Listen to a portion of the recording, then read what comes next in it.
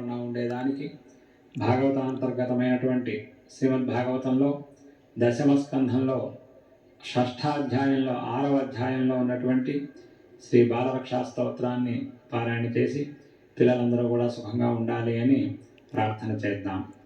అథ శ్రీ బాలరక్షా స్తోత్రం అవ్యాదజోంఘ్రిమణిమాంస్తవజాన్వథోరు येभ्योच्युतः कटितटं जठरं हयास्यः हृत्केशवस्त्वदुरईशयिनस्तु कण्ठं विष्णुर्भुजं मुखमुरुक्रमलीश्वरः कं चक्र्यग्रतः सह गतो हरिरस्तु पश्चात् त्वत्पार्श्वयोर्धनुरसि मधुहाजनश्च कोणेषु शङ्खमुरुगाय उपर्युपेन्द्रः तार्क्ष्यः क्षितौ हलधरः पुरुषः समन्तात् इन्द्रियाणि हृषीकेशः प्राणान् नारायणो वतु श्वेतद्वीपपतिश्चित्तम् मनो योगीश्वरो वतु वृष्णिगर्भस्तु ते बुद्धिम् आत्मानं भगवान् हरिः ह्रीरन्तं पातु गोविन्दः शयानं पातु माधवः व्रजन्तमव्याद्वैकुण्ठः आसीनं त्वां श्रियः पतिः भुञ्जानं यज्ञभुक्पातु सर्वग्रहभयङ्करः डाकिन्यो यातु धान्यश्च कोष्माण्डायेर्भकग्रहाः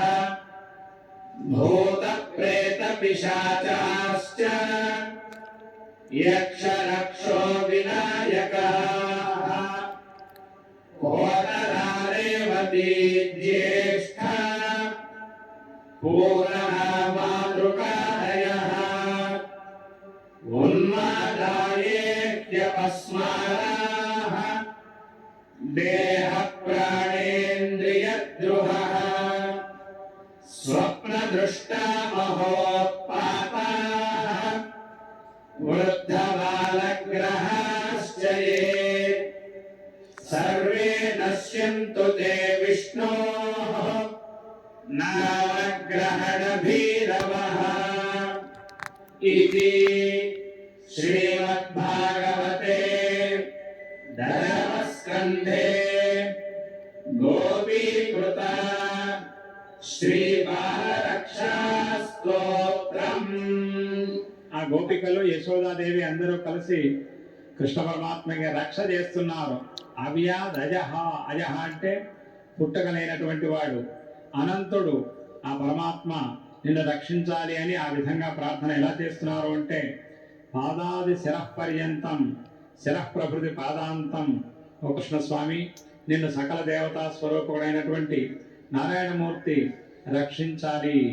ఆయనే అనంతనామములతో ఉన్నాడు కాబట్టి ఆయన ఇంద్రియాన్ని హృషీకేశ ప్రాణాన్ నారాయణోవతో, నీ ఇంద్రియములన్నీ కూడాను హృషికేశుడుగా ఆయన రక్షించాలి, నీ ప్రాణములను నారాయణమూర్తిగా రక్షించాలి. శ్వేతద్వీపపతిగా నీ యొక్క చిత్తాన్ని, నీ యొక్క మనస్సును యోగీశ్వరుడుగా, నీ బుద్ధిని కృష్ణగర్భుడుగా, నిన్ను నీ ఆత్మస్వరూపాన్ని సాక్షాత్ భగవంతుడైనటువంటి హరిగా, నీవు ఆడుకుంటూ ఉంటే గోవిందుడుగా, నీవు నిద్రపోతూ ఉంటే మాధవుడిగా, నీవు అటు ఇటు వెళ్తూ ఉంటే వైకుంఠుడిగా, నీవు కూర్చుంటే శ్రేయస్పతిగా, నీవు భోజనం చేస్తూ ఉంటే యజ్ఞభోక్తగా. ఆయన ఎటువంటి వాడు అంటే ఆ నారాయణమూర్తి సర్వగ్రహ భయంకర, సమస్త గ్రహములను కూడాను పోగొట్టేటటువంటి వాడు. కాబట్టి బాలారిష్టాలేవి లేకుండా నిన్ను రక్షించాలి. ఎందుకంటే డాకిని, యాతుధాని, కూష్మాండ ఇత్యాదిన అర్భక గ్రహములు ఉంటాయి. అలాగే భూత ప్రేత పిశాచ యక్షరక్ష వినాయకులు అనేటటువంటి ఆ భయాన్ని కలిగించే వారందరూ కూడా ఉంటారు. అలాగే కోటర, రేవతి, జ్యేష్ఠ, పూతన, మాతృక అనే పేర్లతో భయాన్ని కలిగించే వాళ్ళు ఉంటారు. చిన్నపిల్లలకి వాళ్ళందరూ కూడా తద్వారా ఉన్మాదములు అపస్మారములు అవన్నీ కూడా కలిగిస్తూ దేహ ప్రాణ ఇంద్రియ ద్రోహ, దేహములకు ప్రాణములకు ఇంద్రియములకు కూడాను ద్రోహాన్ని చేసేటువంటి వాళ్ళందరూ ఉంటారు. వారందరి యొక్క బారి నుంచి నిన్ను ఆ నారాయణమూర్తి అనేక స్వరూపులుగా రక్షిస్తారు. అలాగే చిన్నపిల్లలకి ఏవో దుస్వప్నాలు వస్తూ ఉంటాయి, దాంట్లో ఏవో ఉత్పాతాలు కనిపిస్తూ ఉంటాయి, అవి వాళ్ళు చెప్పలేరు.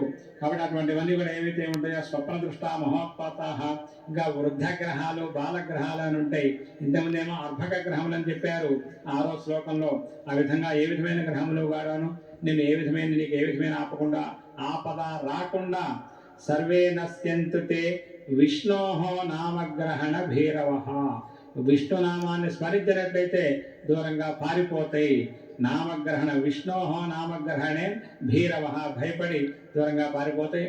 కాబట్టి విష్ణు స్మరణం చేస్తూ విష్ణువుని అనంత స్వరూపుడుగా కీర్తన చేసినట్లయితే ఏ విధమైన బాలారిష్టములు దుష్ట శక్తులు నిన్ను దరిచేరకుండుగా కానీ ప్రార్థన చేశారు.